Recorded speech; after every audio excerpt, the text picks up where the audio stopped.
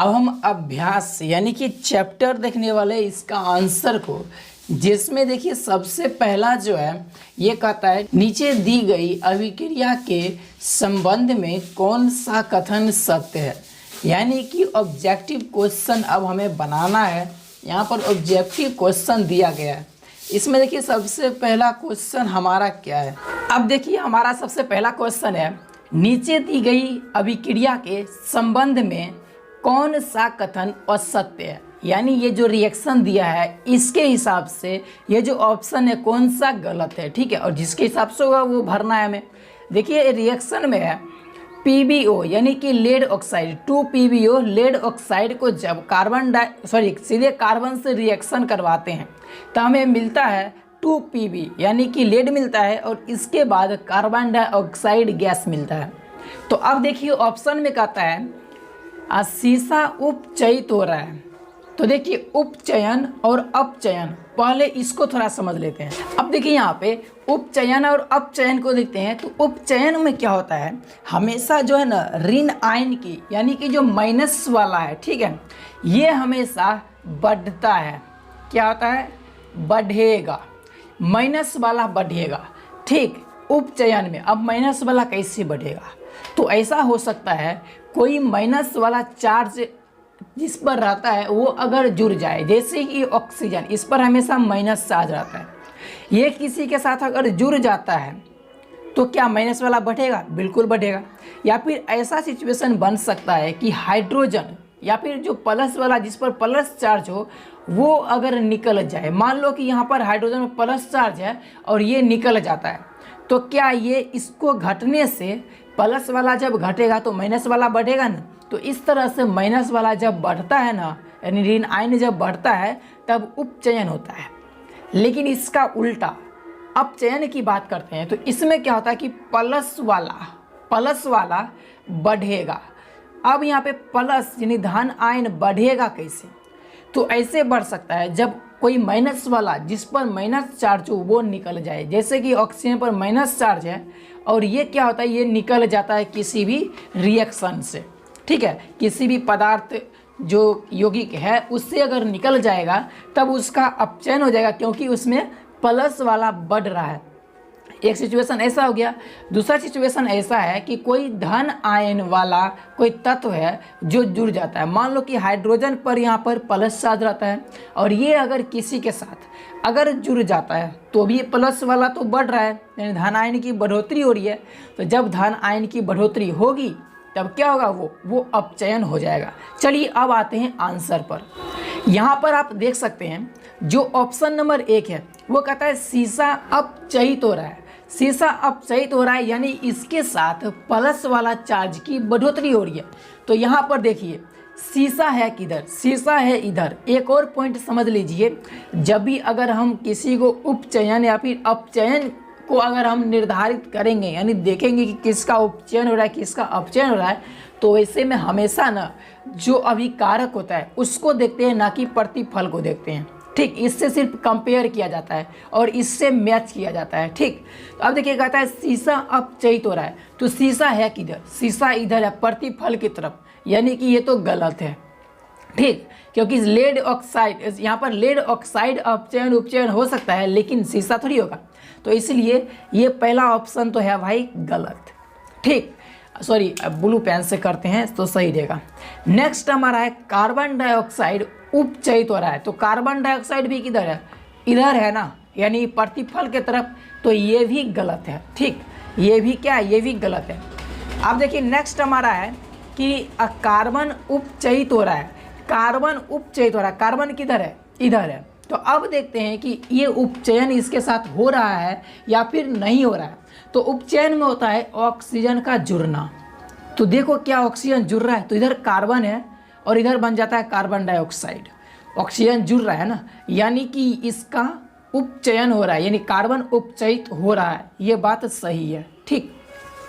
Next हमारा इसमें है डी नंबर में लेड ऑक्साइड अपचयित हो रहा है। लेड ऑक्साइड अपचयित हो रहा है यानी कि ऐसे सिचुएशन में जब अपचयन होता है तो ऑक्सीजन या फिर ऋण आयन की कमी होती है। तो अब देखिए यहाँ पे ऑक्सीजन घट रहा है ना, इधर ऑक्सीजन जुड़ा हुआ है PbO के साथ, लेकिन इधर आने के बाद सिर्फ Pb बचता है, इसके साथ में जो ऑक्सीजन है वो निकल जाता है, यानी कि अपचयित हो रहा है, तो ये भी सही है। तो इस तरह से देखिए ऑप्शन में क्वेश्चन में कहता है औसत्य ढूंढने के लिए, तो औसत्य हमारा क्या है, ए और बी है, तो जो ऑप्शन ए बी है वो सही है, तो ऑप्शन नंबर 1 हमारा क्या है, ये सही है। ठीक, चलिए अब बढ़ते हैं नेक्स्ट क्वेश्चन की तरफ। ये वीडियो इसीलिए लंबा हुआ क्योंकि इसमें डिटेल आंसर बहुत ही ज़्यादा जरूरी था, नहीं तो समझ में नहीं आता, ये बहुत ज़्यादा मिस्टेक इसमें हो जाता है। कितने लोग तो सत्य असत्य में फंस जाते हैं और उसके बाद कितने लोग इसमें फंस जाते हैं इसका आंसर देने में। ठीक है, आंसर मिलता ही नहीं, लगता है कि ये ऑप्शन गलत है। चलिए बढ़ते हैं अब 2 नंबर क्वेश्चन की तरफ। अब देखिए हमारा यहाँ पर 2 नंबर क्वेश्चन है, Fe2O यानी कि फेरस ऑक्साइड प्लस Al, यानी कि जब 2Al है तो फेरस ऑक्साइड को FeO3 को जब एल्युमिनियम के साथ रिएक्शन करवाया जाता है तब बनता है एल्युमिनियम ऑक्साइड प्लस आयरन, मतलब आयरन मिलता है। ठीक है, तो अब देखिए यहाँ पे कहता ऑप्शन में क्वेश्चन में कहता ऊपर दी गई अभिक्रिया किस प्रकार की है, यानी ये अभिक्रिया किस प्रकार की है। ऑप्शन में है संयोजन अभिक्रिया, ऑप्शन नंबर बी है द्विविस्थापन अभिक्रिया, ऑप्शन नंबर सी में है वियोजन अभिक्रिया, ऑप्शन नंबर डी है विस्थापन अभिक्रिया। तो देखिए संयोजन में एक से अधिक तत्व क्या होता है, वो जुड़ जाता है। ठीक है, 2 रहेगा या फिर उससे अधिक रहेगा तो सब जुड़ जाता है। फिर यहाँ पर देखिए द्विविस्थापन में क्या होता है कि आपस में अदल बदल जाते हैं, लेकिन हमेशा इसमें 2 तत्व रहेंगे, दोनों के साथ 2 कंपाउंड रहेंगे और दोनों के साथ में क्या होगा कि कुछ भी अलग अलग तत्व रहेगा और वो दोनों आपस में एक्सचेंज कर लेंगे, तो वो हो जाएगा द्विविस्थापन। वियोजन में क्या होता है, वो हमेशा एक से दूसरे अलग हो जाते हैं। ठीक है, और इसके बाद विस्थापन में होता है कि एक रहेगा भरा पूरा, एक रहेगा खाली, तो भरा पूरा वाला कुछ ले करके खाली वाला को दे देगा, तो वही होता है विस्थापन अभिक्रिया। तो देखिए यहाँ पर कहता है, यहाँ पर जब देखेंगे तो Fe2O3 यहाँ पर था और आगे एल्युमिनियम खाली था, लेकिन जैसे रिएक्शन होता है तो इसके बाद देखिए Al2 जो है O3 इस पर आ जाता है, यानी कि Fe2O3 जो है ये अपना ऑक्सीजन एल्युमिनियम को लेकर के दे देता है। ठीक, और इसके बाद जो Fe जो है वो खाली हो जाता है। ठीक है, तो ये क्या हो रहा है भाई, ये अकेले तो दे रहा है ना, एल्युमिनियम को जिसको दे रहा है नहीं दे रहा है ना, तो ये हो जाएगा विस्थापन अभिक्रिया। ऑप्शन नंबर डी जो है ये सही है। ठीक है, ये कौन सी अभिक्रिया, ये विस्थापन अभिक्रिया है। अब चलिए इसके बाद नेक्स्ट क्वेश्चन देखते हैं। अब देखिए हमारा नेक्स्ट क्वेश्चन यहाँ पर है, लोह चूर्ण पर तनु हाइड्रोक्लोरिक अम्ल डालने से क्या होता है। सही उत्तर पर निशान लगाइए। तो ऑप्शन नंबर 1 है हाइड्रोजन गैस और आयरन क्लोराइड बनता है। ऑप्शन नंबर बी है क्लोरीन गैस एवं आयरन हाइड्रोक्साइड बनता है। ऑप्शन नंबर सी है कोई अभिक्रिया नहीं होती है, और ऑप्शन नंबर डी है आयरन लवण एवं जल बनता है। तो इसको बनाने के लिए हम क्या करते हैं, पहले इसके केमिकल रिएक्शन को देखते हैं। तो देखिए इसका रिएक्शन कुछ इस तरह से होता है, जब आयरन है इधर और इस पर जब हाइड्रोक्लोरिक अम्ल डाला जाता है, ठीक है, तब वो बनता है आयरन क्लोराइड और क्या बनता है, हाइड्रोजन गैस। ये रिएक्शन होता है। ठीक है, तो यानी कि क्या मिल रहा है, आयरन क्लोराइड मिल रहा है और हाइड्रोजन गैस निकल रहा है, तो जो ऑप्शन सही होगा वो लगा देंगे हम। ठीक है, तो यहाँ पर देखिए ऑप्शन नंबर 1 जो है उसमें हाइड्रोजन गैस और आयरन क्लोराइड बनता है, तो यही तो सही है, तो ऑप्शन नंबर 1 सही हो जाएगा। ठीक, चलिए अब बढ़ते हैं नेक्स्ट क्वेश्चन की तरफ। अब देखिए हमारा 4 नंबर क्वेश्चन है, संतुलित रासायनिक समीकरण क्या है। रासायनिक समीकरण को संतुलित करना क्यों आवश्यक है। तो चलिए इसके आंसर को देखते हैं। इसमें लिखा हुआ है रासायनिक समीकरण जिसमें दोनों पक्षों के प्रत्येक तत्व के परमाणु बराबर संख्या में होते हैं, संतुलित रासायनिक समीकरण कहलाता है। यानी कि जो रिएक्शन करवाएंगे ना, तो उसमें जो अभिकारक है और जो प्रतिफल है, उसमें जितने परमाणु अभिकारक में होंगे उतने ही परमाणु जितना परमाणु अभिकारक होगा उतना ही परमाणु प्रतिफल में भी रहेगा, तो उसको हम संतुलित रासायनिक समीकरण कहते हैं। तो ये हो गया आधा का आंसर। आगे रासायनिक समीकरण को संतुलित करना क्यों आवश्यक है, यानी कि उसको संतुलित करना जरूरी क्यों पड़ता है। तो इसके लिए देखिए आंसर में है द्रव्यमान संरक्षण के नियम के अनुसार द्रव्यमान ना तो बनाया जा सकता है और ना ही नष्ट किया जा सकता है। इसलिए एक रासायनिक समीकरण में अभिकारक का कुल द्रव्यमान यानी जितना द्रव्यमान अभिकारक के तरफ होना चाहिए उत्पाद के कुल द्रव्यमान के बराबर होना चाहिए। यानी जितना अभिकारक का द्रव्यमान है उतना ही द्रव्यमान उत्पाद का भी होना चाहिए, नहीं प्रतिफल का भी होना चाहिए।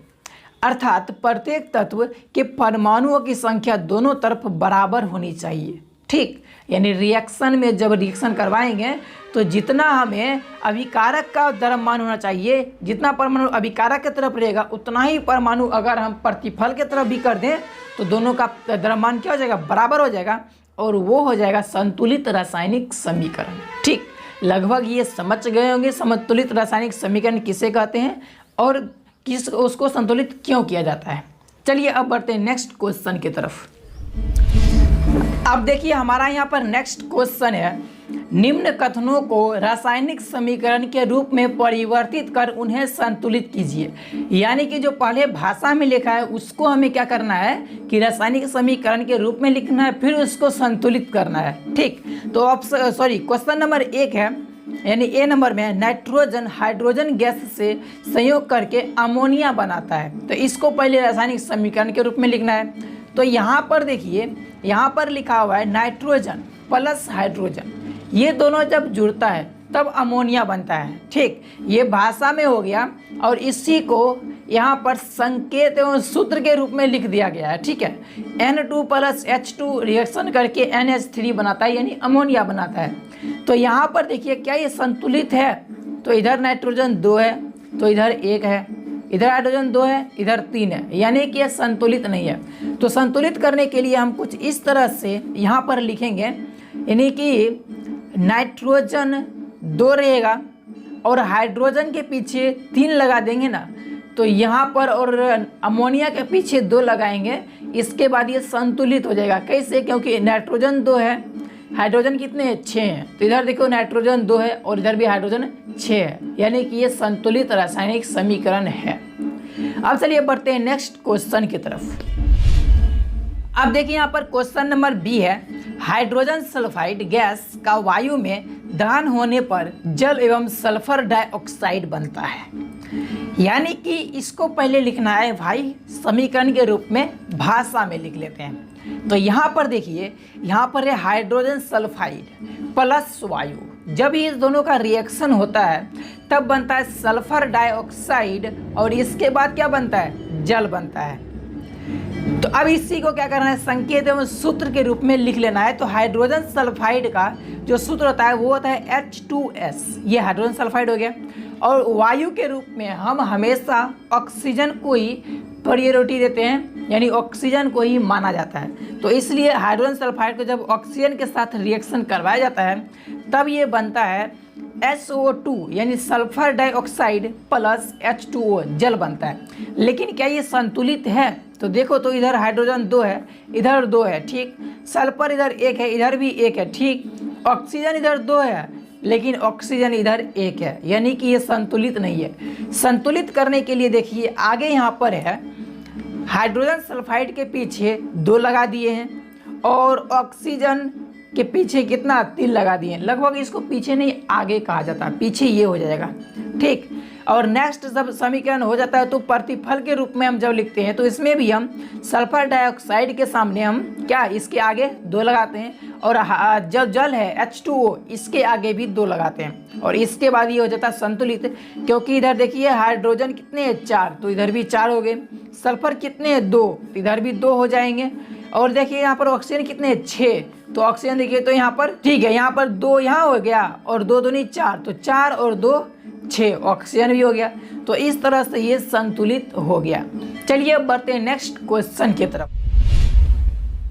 अब देखिए सी नंबर क्वेश्चन है, एल्युमिनियम सल्फेट के साथ अभिक्रिया कर बेरियम क्लोराइड एल्यूमिनियम क्लोराइड एवं बेरियम सल्फेट का अपक्षेप बनाता है। देखिए ये जो है ना, ये लगभग आगे देखने के बाद पता चलेगा कि द्विविस्थापन अभिक्रिया के जैसा है, ठीक है।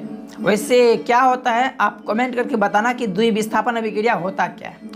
यहाँ देखिए इसको हम भाषा में लिख दिए barium chloride plus aluminium sulphate. इस दोनों का जब रिएक्शन करवाया जाता है तब बनता है aluminium chloride plus barium sulphate. अब इसी को हमें संकेत एवं सूत्र के रूप में लिखना है क्योंकि रासायनिक समीकरण बनाना है ना।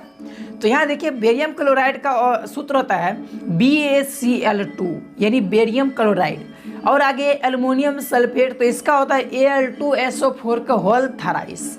तो ये हो गया, जब इस दोनों का रिएक्शन होता है तो बनता है एल्युमिनियम क्लोराइड यानी AlCl3 और बनता है बेरियम सल्फेट BaSO4। ठीक, तो इस तरह से ये हमने समीकरण लिख दिया।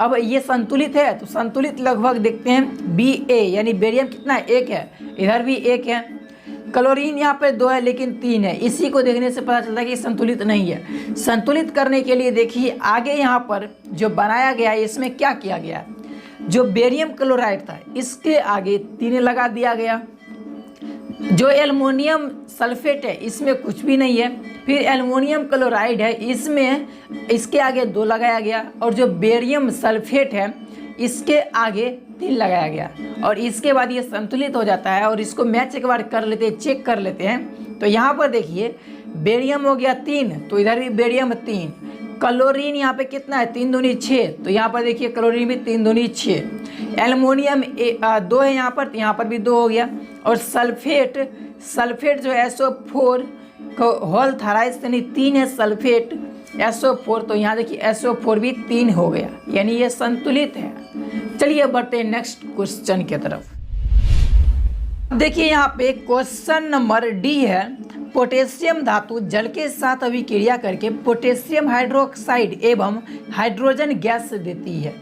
तो पोटेशियम धातु ये जब जल के साथ अभिक्रिया करती है तो ये सब बनता है। इसको भाषा में लिखेंगे तो कुछ इस तरह से लिखाएगा, पोटेशियम प्लस जल रिएक्शन होता है तो पोटेशियम हाइड्रोक्साइड बनता है, और इसके साथ हाइड्रोजन गैस मुक्त हो जाता है।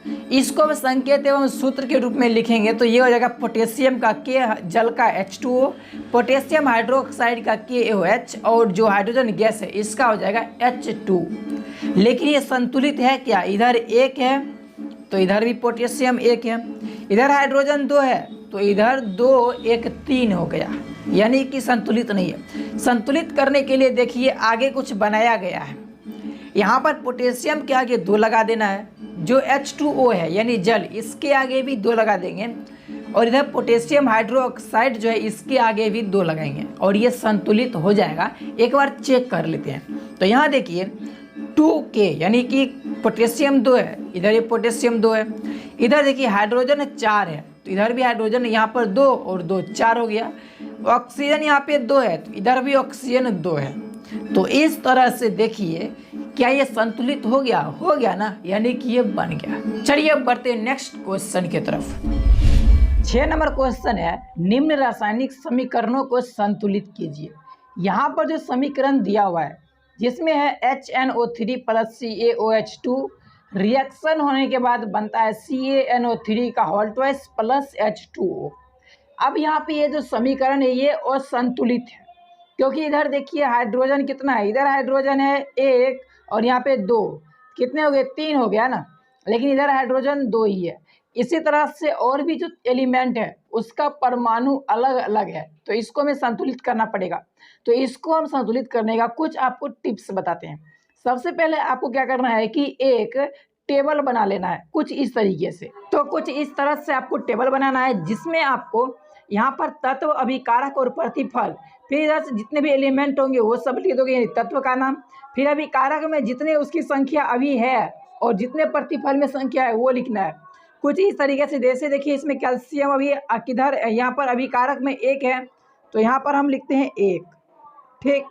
प्रतिफल में देखिए कितने हैं 1, तो लिख दिया 1। अब नाइट्रोजन देखते हैं, नाइट्रोजन अभिकारक में 1 है तो 1 लिख दिए। प्रतिफल में कितने हैं, यहाँ पर देखिए 2 नाइट्रोजन है तो इसलिए यहाँ पे लिख देंगे 2। अब ऑक्सीजन है, ऑक्सीजन कितना है यहाँ पे, यहाँ 3 और यहाँ है 2, कितना हो गया 3 2 5 हो गया ऑक्सीजन। और इधर देखिए ऑक्सीजन कितना है, तो 3 2 तो 3 दूनी 6 और यहाँ पे 1 तो कितना हो गया 7। इतना यहाँ पे क्या है ऑक्सीजन है। फिर हाइड्रोजन देखते हैं, अभी कारक में 1 है और यहाँ पे 2 है, तो 2 1 3 हो गया हाइड्रोजन, और इधर देखिए तो इधर 2 हाइड्रोजन है। इस तरह से हमने लिख दिया। अब क्या करना है, आपको ये देखना है कि कौन कौन पहले से एलिमेंट संतुलित है। तो कैल्शियम संतुलित है, तो इसको छोड़ देना है। नाइट्रोजन देखिए, नाइट्रोजन यहाँ पे संतुलित नहीं है, तो इसको हमें संतुलित करने के लिए क्या करना पड़ेगा। तो देखिए इधर कितना, इधर 2 नाइट्रोजन है ना, यहाँ पे 2 नाइट्रोजन प्रतिफल में, यानी कि अगर नाइट्रोजन में हम इधर 2 से गुना कर देंगे ना, अगर 2 से गुना कर देते हैं तब क्या होता है, तब यहाँ पे नाइट्रोजन जो है ये संतुलित हो गया। लेकिन अगर यहाँ पे हम 2 से गुना करेंगे तो देखिए, यानी कि अभी कारक में हमने 2 से गुना किया, तो यहाँ पे 2 से गुना करना पड़ेगा। खैर, इसको संतुलित करने के लिए आगे बढ़ने से पहले एक और छोटा सा काम है जो आपको करना है। जो आपको ये समीकरण दिख रहा है, इस समीकरण को हम एक अलग ब्रैकेट में लिख लेंगे, अलग अलग करके, कुछ इस तरीके से। देखिए जैसे HNO3 इस तरह से जो दिया हुआ है इसको ब्रैकेट में लिख लेंगे, प्लस फिर इसके बाद इधर से दूसरा जो दिया हुआ है उसको लिखेंगे, जो CaOH का क्या है, होल ट्वाइस है, और इसको भी ब्रैकेट में लिख देंगे रिएक्शन। फिर इसके बाद CaNO3 है, इसका होल ट्वाइस, तो CaNO3 का होल ट्वाइस, फिर इसको ब्रैकेट में लिख देंगे प्लस, और फिर इस तरह से दूसरा ब्रैकेट और हो जाएगा H2O। ठीक, इस तरह से हमने इसको लिख दिया। अब देखिए यहाँ पे हम जो कर रहे हैं वही चीज़ यहाँ पे सेम करना है। नाइट्रोजन में हमने 2 से मल्टीप्लाई किया किधर, अभिकारक की तरफ, तो यहाँ पे 2 से मल्टीप्लाई किए थे ना, तो यहाँ पे लिख देते हैं 2, लेकिन कलर चेंज करते हैं जिससे थोड़ा आपको देखने में समझने में आसान हो। तो यहाँ पे हमने 2 से मल्टीप्लाई कर दिया, कितना से, 2 से मल्टीप्लाई। लेकिन अगर हम इसको 2 से मल्टीप्लाई किए तो नाइट्रोजन तो संतुलित हो गया, लेकिन इसके बाद बाकी सब असंतुलित हो गया, उसमें भी संख्या में ऊपर नीचे हो चुका है। तो देखिए क्या हुआ है, हाइड्रोजन कितना हो गया, यहाँ पे 2 है और इधर 2 है, 2 2 4, यानी कि हाइड्रोजन में यहाँ पर पहले 3 था तो 1 बढ़ गया, तो +1 कर देंगे, कितना, +1, ये हो गया। फिर उसके बाद नाइट्रोजन तो संतुलित हो चुका है। फिर इसके बाद देखिए ऑक्सीजन कितना, ऑक्सीजन 3 दूनी 6 ऑक्सीजन यहाँ पे और 2 यहाँ पे, कितना हो गया, 8, यानी अभिकारक के तरफ जो ऑक्सीजन है वो कितना है, 8। तो पहले 5 था, फिर 3 बढ़ा है तो +3 कर देंगे, कुछ इस तरह से कर दिए। तो ये हमने यहाँ पे नाइट्रोजन को संतुलित करने के लिए किया था, उसको मैनेज करने के लिए इसमें, यानी बाकी के एलिमेंट में भी ऊपर नीचे हुआ, तो उसको हम यहाँ पे नोट कर दिए। अब इसके बाद नाइट्रोजन के बाद बचता कौन है, ऑक्सीजन बच गया। ऑक्सीजन में देखिए 5 3 8 ऑक्सीजन अभी कारक में है, प्रतिफल में कितना है, 7 ऑक्सीजन है। तो अब ऐसा क्या करें जो यहाँ पे दोनों संतुलित हो जाए। तो देखिए अगर यहाँ पे हम कुछ से मल्टीप्लाई करेंगे तो उल्टा पुल्टा हो जाएगा, क्योंकि अगर 5 3 8 है, अगर किसी से मल्टीप्लाई करेंगे फिर उसको यहाँ पर संतुलित करने की कोशिश करेंगे, संतुलित नहीं होगा।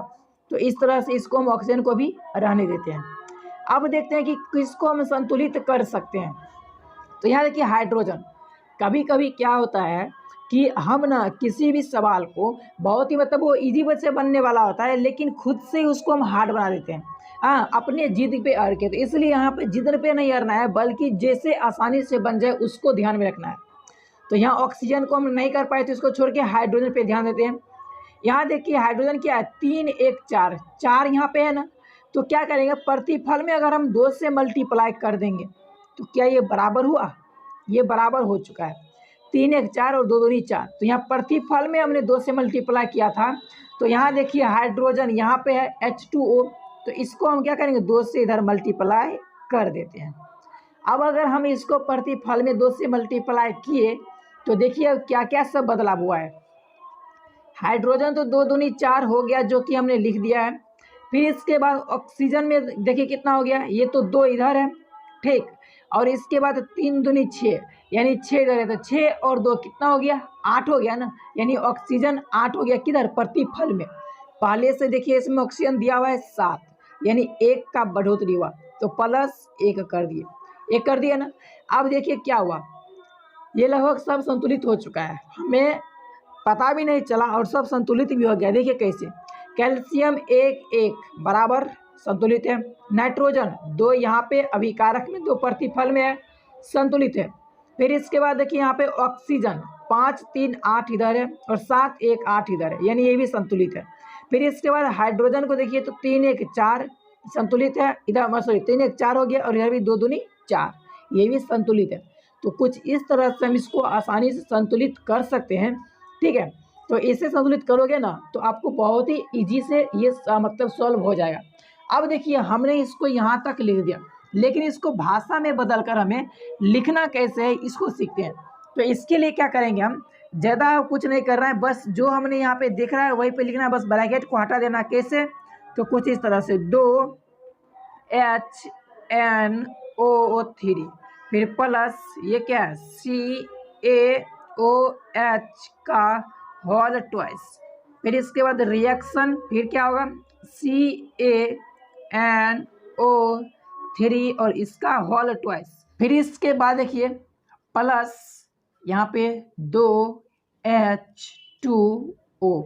इस तरह से हमने इसको फाइनली संतुलित कर दिया, ठीक है। ये हमारा फाइनल आंसर है। अगर आप ऐसे बनाते हो तो बहुत ही इजी से बनेगा। हालांकि ये वीडियो तो लंबा होगा क्योंकि हमने इसको एक में समझाया है, ठीक है। बाकी में हम समझाएंगे नहीं, सीधा बनाते हुए आगे बढ़ेंगे और आप खुद से समझ सकते हो, ठीक है। चलिए अब बढ़ते हैं, ए नंबर तो हो गया, अब बी नंबर क्वेश्चन की तरफ बढ़ते हैं। अब देखिए दोस्तों, हमारा यहाँ पे बी नंबर क्वेश्चन है NaOH प्लस H2SO4, यानी सोडियम हाइड्रोक्साइड को, मतलब सोडियम हाइड्रोक्साइड को अगर हम सल्फ्यूरिक अम्ल में डालेंगे तो कौन सा रिएक्शन होगा। रिएक्शन बन के बनेगा सोडियम सल्फेट प्लस H2O, यानी जल बन जाएगा। तो अब इसको हमें संतुलित करना है, तो इसको कुछ इस तरह से टेबल में लिख देंगे। अभिकारक में जितना परमाणु है वो सब लिख दिए अलग अलग एलिमेंट के, और प्रतिफल में जितने एलिमेंट के परमाणु है वो सब हमने लिख दिया। फिर इस तरह से ब्रैकेट में लिख देना है। अब करेंगे हम संतुलित। तो सोडियम में देखिए, सोडियम में 1 अभिकारक में, प्रतिफल में 2 है, यानी कि अगर हम अभिकारक के तरफ सोडियम में क्या करेंगे 2 से मल्टीप्लाई कर देते हैं, ठीक है। कलर चेंज होना जरूरी है ताकि समझने में और हम इसे भूतला ना सके, ठीक है।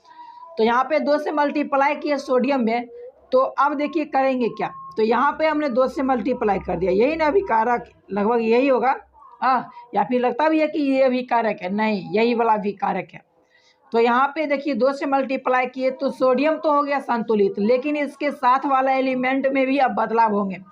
यहाँ देखिए 2 ऑक्सीजन है इधर और यहाँ पे 4, यानी 4 2 6 ऑक्सीजन है। तो ऑक्सीजन में पहले से 5 है और 1 और ऐड कर देंगे, ठीक है। 1 और ऐड कर दिए तो हो गया 6। फिर इसके बाद देखिए हाइड्रोजन में भी बदलाव हुआ है। तो हाइड्रोजन पहले से कितना है 2 है और इधर 2, तो कितना हो गया 4। तो पहले 3 था यहाँ पे देखिए, और अब कितना हो गया, ये 1 और बढ़ गया तो हो गया 4। कुछ इस तरह से ये बन गया। अब इसके बाद हमें और सोडियम तो संतुलित कर लिए, बाकी जितने चेंज हुए वो सब भी लिख दिए। अब क्या करेंगे, अब देखते हैं कि आगे क्या हम कर सकते हैं।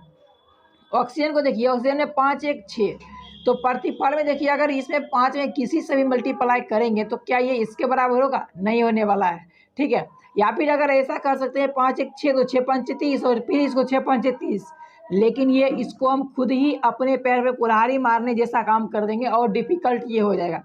तो इस पर हम छोड़ देते हैं। हाइड्रोजन पर देखते हैं, हाइड्रोजन में कितना है 3 1 4, अभिकारक के तरफ 3 1 4 है और प्रतिफल के तरफ 2 है, यानी कि अगर इसको हम मल्टीप्लाई करेंगे 2 से तो कुछ बात बन सकता है। 2 दूनी 4 और यहाँ पर 3 1 4। तो अब प्रतिफल में जो यहाँ पे हाइड्रोजन है इसको यहाँ पे हम करते हैं संतुलित। तो यहाँ देखिए प्रतिफल में हम अगर देखें तो हाइड्रोजन यहाँ पे है, तो यानी कि हम इसे में 2 से मल्टीप्लाई कर देते हैं। 2 से मल्टीप्लाई किए तो कितना हो गया 2 दूनी 4, हाइड्रोजन हो गया 4, ठीक है। लेकिन इसके साथ में ऑक्सीजन में बदलाव हुआ है। ऑक्सीजन देखिए प्रतिफल में कितना हो गया, यहाँ तो पहले 4 है और ये 2 आ गया, 4 2 6। तो यहाँ देखिए प्रतिफल में ऑक्सीजन कितना है 5, तो हो गया प्लस और 1 कर देंगे तो हो जाएगा 6। ये भी संतुलित हो गया, ये भी संतुलित हो गया और ये पहले से ही संतुलित था। तो यानी कि हम इसको संतुलित कर चुके हैं। अब इसको सिर्फ हमें लिख देना है, कैसे, वही जैसे लिखते हैं 2NaOH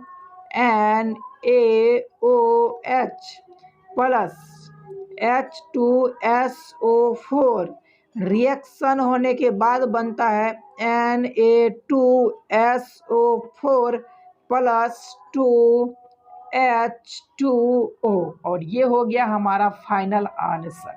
चलिए अब बढ़ते हैं सी नंबर क्वेश्चन की तरफ। अब देखिए हमारा सी नंबर है NaCl प्लस AgNO3। अगर इस दोनों का रिएक्शन जब कराया जाता है तो रिएक्शन होने के बाद बनता है AgCl प्लस NaNO3। ठीक, यहाँ पर एक चीज़ देखिए, हमने इसको क्या किया, टेबल बनाया। टेबल बनाने के बाद जितने भी एलिमेंट थे उसको हमने नोट कर दिया। अभिकारक में जितने इसके परमाणु थे वो भी लिख दिया और प्रतिफल में था वो भी लिख दिया। और इसके बाद हमने इसको बनाने के लिए जो हमारा ये इसका मतलब इस तरह से लिखा जाता है ब्रैकेट के अंदर, वो भी अलग अलग करके लिख दिया। लेकिन जब यहाँ पर अगर हम देखें तो हम देखिए सोडियम में अगर देखें अभिकारक और प्रतिफल को, तो दोनों में ही एक एक है। क्लोरीन में देखें तो इसमें भी एक एक है परमाणु। अगर सिल्वर को देखें तो ये भी एक एक है, और नाइट्रोजन में भी एक एक है, और इसी तरह से ऑक्सीजन में भी 3 और 3 है, यानी कि ये पूरा का पूरा बराबर है।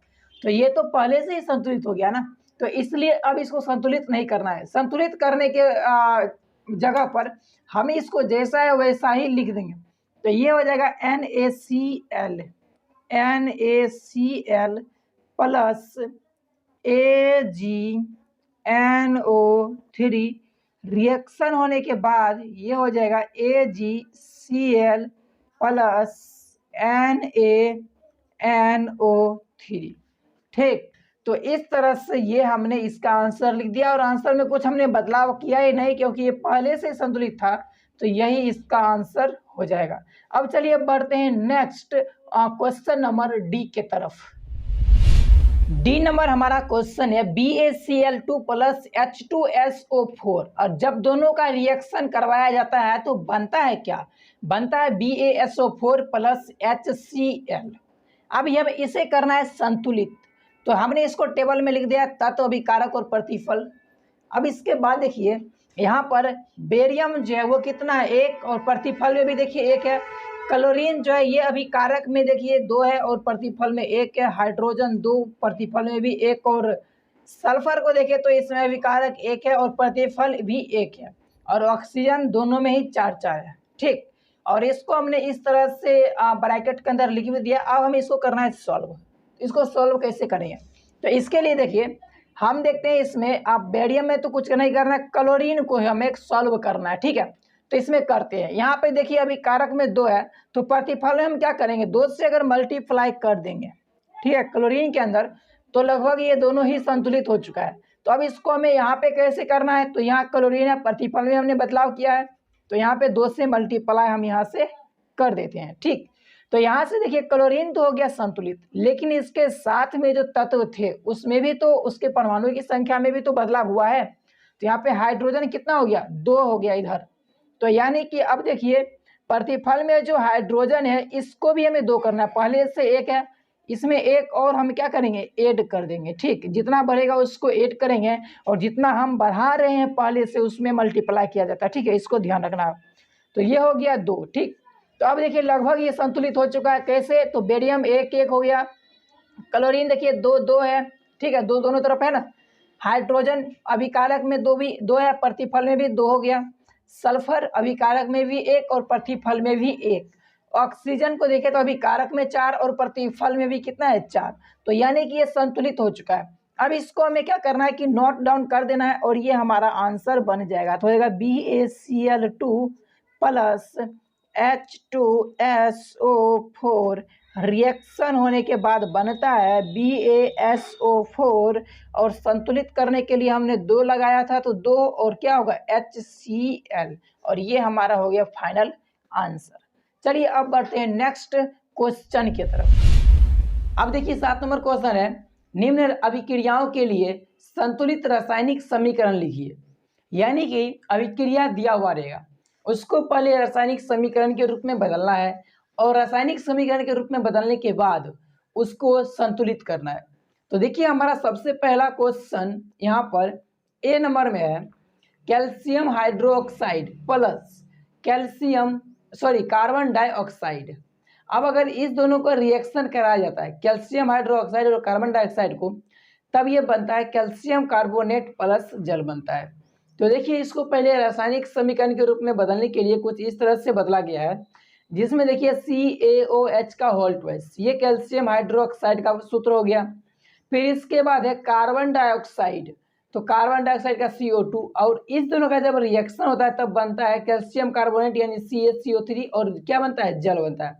अब देखिए इसको संतुलित करना है तो पहले देखते हैं कि कितना परमाणु अभिकारक में और कितना परमाणु प्रतिफल के अंदर है। तो यहाँ पर देखिए कैल्शियम 1 है अभिकारक में, तो प्रतिफल में भी 1 है। OH का होल ट्वाइस, अगर इसको देखें तो ऑक्सीजन यहाँ पे कितना है, 2, और यहाँ भी 2, यानी 4 ऑक्सीजन अभिकारक में है। तो यहाँ देखिए प्रतिफल में 3 ऑक्सीजन यहाँ पे और 1 यहाँ पे, 4 ऑक्सीजन प्रतिफल में है, यानी कि दोनों तरफ ऑक्सीजन की संख्या बराबर है। हाइड्रोजन को देखें तो यहाँ पर हाइड्रोजन 2 है अभिकारक में, प्रतिफल में भी 2 है, तो ये भी संतुलित है। कार्बन को देखें तो कार्बन 1 है और इधर प्रतिफल में भी 1 ही है, ये भी संतुलित है। और ऑक्सीजन तो ऑलरेडी संतुलित था, तो यानी कि इस रिएक्शन में, इस केमिकल रिएक्शन में संतुलित करने की कोई जरूरत ही नहीं है, क्योंकि वो पहले से ही संतुलित है। अब देखिए इसके बाद हमारा बी नंबर क्वेश्चन है, जिंक प्लस सिल्वर नाइट्रेट, अगर इसको रिएक्शन करवाया जाता है तो बनता है जिंक नाइट्रेट प्लस सिल्वर।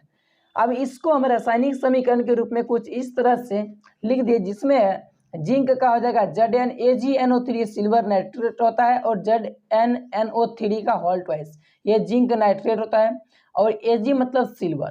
तो अब यहाँ पर तो इसको केमिकल रिएक्शन के रूप में लिखा गया है। अब इसको करना है संतुलित। तो देखिए यहाँ पे जिंक कितना है, अभिकारक में 1 है, प्रतिफल में भी 1 है। सिल्वर देखिए तो सिल्वर 1 है अभिकारक में, प्रतिफल में भी 1 है। इसके बाद देखिए NO3 में नाइट्रोजन कितना है, नाइट्रोजन यहाँ पर देखिए 2 नाइट्रोजन है, ठीक। तो यहाँ पे कितना है, यहाँ पर तो 1 ही है ना। ऑक्सीजन देखिए तो ऑक्सीजन कितना है, 3 दूनी 6, यानी कि हमें नाइट्रोजन को बनाना है 2 और ऑक्सीजन को बनाना है 6। तो इसके लिए हम क्या करेंगे कि हम यहाँ पे क्या करते हैं, 2 लगा देते हैं। 2 लगाएंगे तो देखिए NO3 में यहाँ पे 2 को नाइट्रोजन हो गया, तो इधर भी 2 को नाइट्रोजन है, यानी ये संतुलित हो गया। ऑक्सीजन को देखिए तो ऑक्सीजन 3 दूनी 6 हो गया इधर, तो इधर भी 6 है, ये संतुलित हो गया। लेकिन इसको संतुलित करने के चक्कर में Ag बिगड़ गया, Ag हो गया 2 और इधर 1 है, तो हम इधर भी क्या करेंगे, इसको 2 लगा देंगे, ठीक। तो अब ये हो गया पूरा तरह से संतुलित। यहाँ पे सी नंबर क्वेश्चन है, एल्युमिनियम प्लस कॉपर क्लोराइड, जब इस दोनों का रिएक्शन होता है तब बनता है एल्युमिनियम क्लोराइड, और क्या बनता है, कॉपर। एक चीज बताइए, ये कौन सा अभिक्रिया है, उष्माक्षेपी अवक्षेपण अभिक्रिया या फिर विस्थापन अभिक्रिया, उभय विस्थापन अभिक्रिया, जो अभिक्रिया है कमेंट करके थोड़ा बताइएगा। तो देखिए इसको हम क्या करें, संकेत एवं सूत्र के रूप में लिख दिए हैं। एल्युमिनियम का Al, कॉपर क्लोराइड का होता है CuCl2, ठीक है, और जो एल्युमिनियम क्लोराइड होता है उसका होता है AlCl3, और कॉपर का होता है Cu, ठीक है। अब यहाँ पे देखिए हम इसको लिखते समय इसका आंसर भी लिखा गया था। तो देखिए यहाँ पे इसको संतुलित करने के लिए हमने इधर से 3 लगा दिया, और इधर भी कॉपर में भी 3 लगा दिया। तो यहाँ पर कॉपर हो गया 3, तो इधर 3 बराबर। फिर इसके बाद क्लोरीन हो गया 6, अरे यार 3 दूनी 6, क्लोरीन हो गया 6, तो इसको भी करना पड़ेगा संतुलित, तो यहाँ पे करेंगे 2, तो कितना हो गया, 3 दूनी 6, एल्युमिनियम हो गया 6, एल्युमिनियम 6 नहीं हुआ, हम क्या बोल रहे हैं पता नहीं चलता है। यहाँ देखिए यहाँ पे 3 लगा दिए तो क्लोरीन हो गया 6, तो इधर भी हो गया 3 दूनी 6, ठीक है, तो ये भी संतुलित हो गया। लेकिन इसके चक्कर में एल्युमिनियम बिगड़ गया, तो एल्युमिनियम को सुधारने के लिए हम क्या करेंगे, इधर भी 2 लगा देंगे। तो अब देखिए ये पूरा तरह से संतुलित है कि नहीं। तो इधर यहाँ पे क्या है, इधर है 2Al, तो यहाँ भी 2Al, यानी संतुलित है। कॉपर 3 गो है, तो इधर भी कॉपर 3 गो है, ये भी संतुलित है। यहाँ पे क्लोरीन 6 गो है, तो इधर भी क्लोरीन 6 गो, यानी संतुलित हो गया। डी नंबर क्वेश्चन है, barium chloride plus potassium sulphate, इस दोनों का जब रिएक्शन होता है तो रिएक्शन होने के बाद बनता है बेरियम सल्फेट, और क्या बनता है, पोटेशियम क्लोराइड, ठीक। अब यहाँ पे इसको रासायनिक समीकरण के रूप में कुछ इस तरह से यहाँ पे लिखा गया है, जिसमें BaCl2 K2SO4, जो कि BaCl2 क्या है, बेरियम क्लोराइड, और K2SO4 है पोटेशियम सल्फेट। फिर इसके बाद रिएक्शन होने के बाद बनता है BaSO4, यानी बेरियम सल्फेट, और क्या बनता है, पोटेशियम क्लोराइड। अब यहाँ पे इसको संतुलित करना है, तो अभी कारक में देखिए बेरियम 1 है, प्रतिफल में भी बेरियम 1 है, क्लोरीन की संख्या 2 है, और इधर क्लोरीन की संख्या 1 है। तो संतुलित करने के लिए हम लगाएंगे इधर से 2 लगा दिए। इधर तो हम 2 लगा दिए, तो इसके साथ K को बिगड़ना चाहिए, पहले देखते हैं। तो इधर देखिए ये तो हो गया संतुलित, यहाँ K2 है यानी पोटेशियम कितना है 2, तो इधर भी हो गया 2 यानी कि ये भी तो पोटेशियम भी संतुलित हो चुका है। SO4 को देखें तो ये पूरा का पूरा इधर एक ही है, हाँ दोनों तरफ से एक एक है यानी ये भी संतुलित है। तो इस तरह से हमारा ये समीकरण भी संतुलित हो गया। यहाँ पे आपको 2 लगा देना है, बात खत्म। अब देखिए हमारा 8 नंबर क्वेश्चन है, निम्न अभिक्रियाओं के लिए, किसके लिए? निम्न अभिक्रियाओं के लिए संतुलित समीकरण लिखिए एवं प्रत्येक अभिक्रिया का प्रकार बताइए। यानी कि अभिक्रिया दिया हुआ रहेगा, उसको हमें करना है संतुलित, ठीक है। समीकरण लिखने के बाद करना है संतुलित, और इसके बाद वो कौन से टाइप का अभिक्रिया है ये भी लिखना है, जैसे कि ऊष्माक्षेपी या फिर विस्थापन, उभय विस्थापन, अवक्षेपण, ठीक है। ये सब जो अभिक्रिया होता है वो हमें बताना है कि वो कौन सी अभिक्रिया है। तो यहाँ पर ए नंबर क्वेश्चन है, potassium bromide plus barium iodide, अगर इस दोनों का रिएक्शन होता है तब बनता है पोटेशियम आयोडाइड और बेरियम ब्रोमाइड। तो यहाँ देखिए पोटेशियम ब्रोमाइड का जो संकेत होता है वो होता है KBr, इसको फार्मूला भी बोलते हैं, ठीक है। फिर है BaI2, ये है बेरियम आयोडाइड, ठीक है। ये हो गया बेरियम आयोडाइड, और इस दोनों का जब रिएक्शन होता है तो बनता है पोटेशियम आयोडाइड और बनता है बेरियम ब्रोमाइड।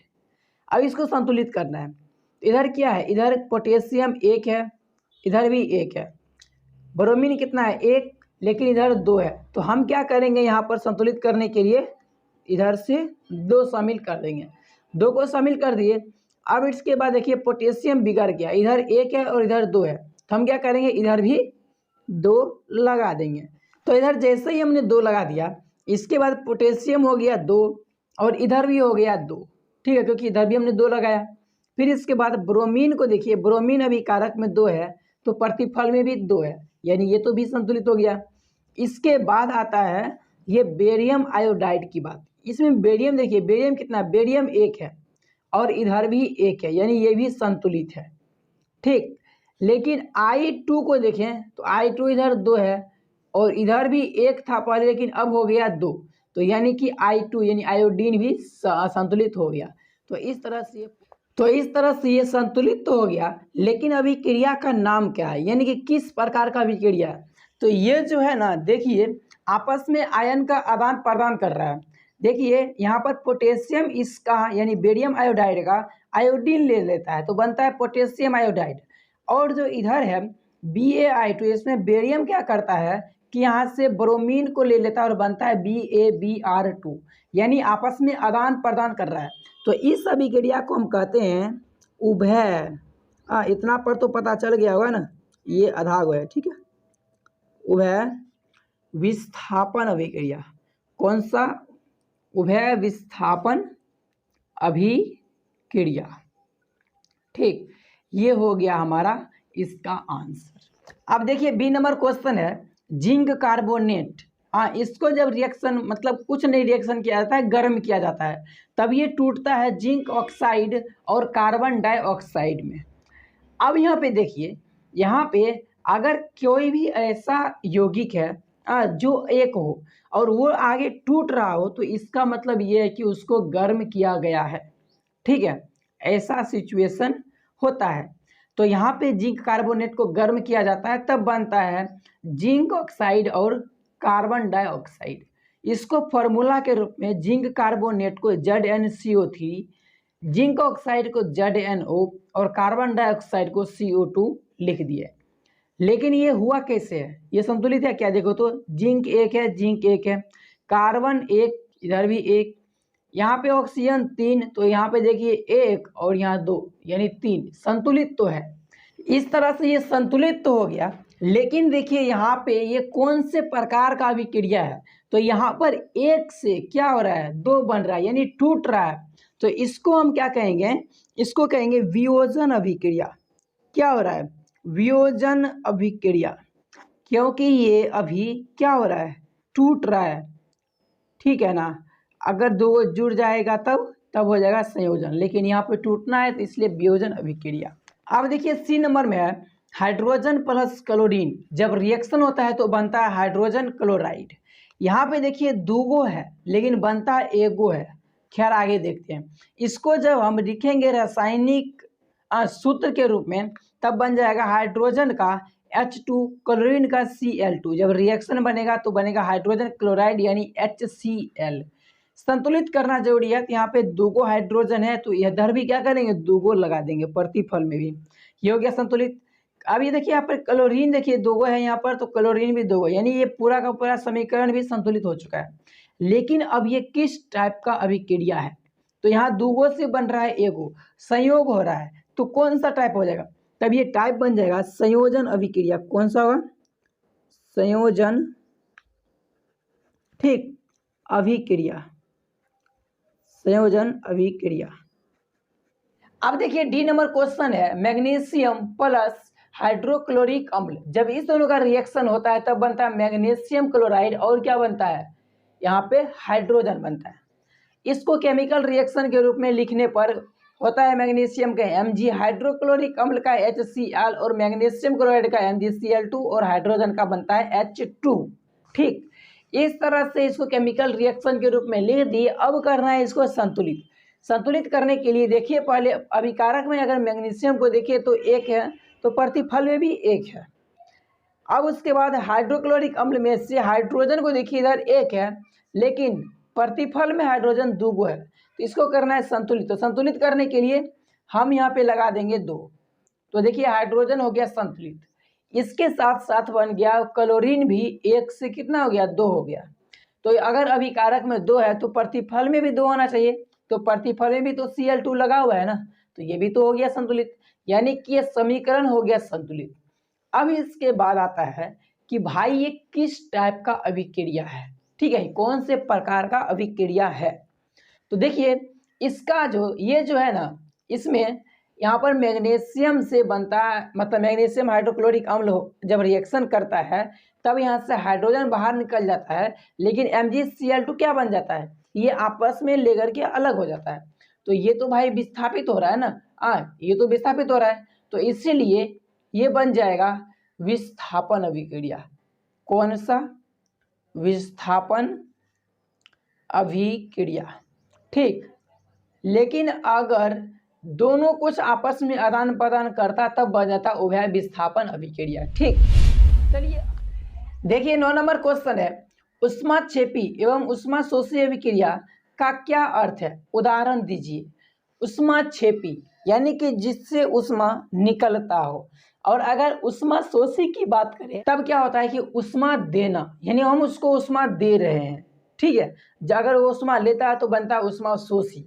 चलिए इसके आंसर को देखिए ऊष्माक्षेपी अभिक्रिया क्या होता है इसका आपको क्या करना है कि डेफिनेशन लिखना है फिर एग्जाम्पल भी लिख देना है तो ये हो जाएगा सही। देखिए यहाँ पे ऊष्माक्षेपी का मतलब होता है जिन अभिक्रियाओं में उत्पाद के साथ साथ ऊष्मा का भी उत्सर्जन होता है उन्हें ऊष्माक्षेपी अभिक्रिया कहते हैं। यानी कि हमें रिजल्ट के रूप में कोई प्रोडक्ट या फिर कोई जो है उसका प्रतिफल है वो तो मिलेगा लेकिन इसके बदले में इसके साथ साथ वहाँ से गर्मी भी आएगी तब वो हो जाएगा ऊष्माक्षेपी अभिक्रिया। अब देखिए जैसे में प्राकृतिक गैस का दहन प्राकृतिक गैस में जैसे आता है कार्बन डाइऑक्साइड या फिर मान लीजिए कोई LPG हो जाता है ना। ठीक है मेथेन गैस हो गया ना तो ये सब जब जलता है जब रिएक्शन होता है इसमें तब ये क्या करता है कि पहले तो भाई वो कुछ ना कुछ उत्पाद के रूप में बनाता है लेकिन इसके साथ साथ क्या होता है कि उससे ऊष्मा भी निकलता है तो ये हो गया ना कौन सा ऊष्माक्षेपी अभिक्रिया।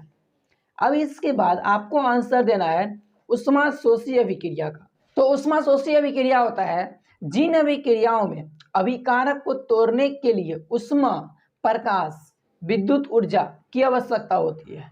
ठीक है चाहे वो प्रकाश में टूटे मतलब रिएक्शन हो या फिर उसको गर्म करने के बाद रिएक्शन हो या फिर उसमें हीट देंगे यानी विद्युत प्रवाहित करेंगे ना तब रिएक्शन हो।